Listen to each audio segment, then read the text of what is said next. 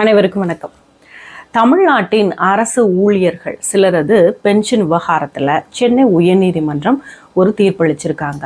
பென்ஷனர்ஸு தகுதியானவர்கள். அதை எதிர்த்து மேல்முறையீடு செஞ்சிருக்கு தமிழக அரசு. யாரை நாடி இருக்கிறார்கள்? உச்சநீதிமன்றத்தை.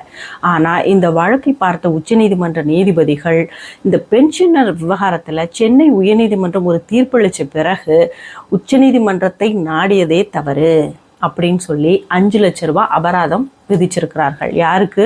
தமிழக அரசுக்கு. இது எப்படி இருக்கு பாருங்களேன்.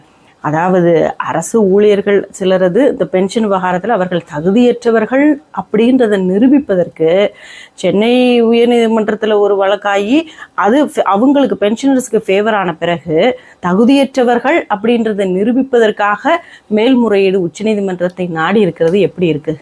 அப்போது இந்த தமிழக அரசு மக்களுக்கான அரசா இல்லை மக்களுக்கு எதிரான அரசா?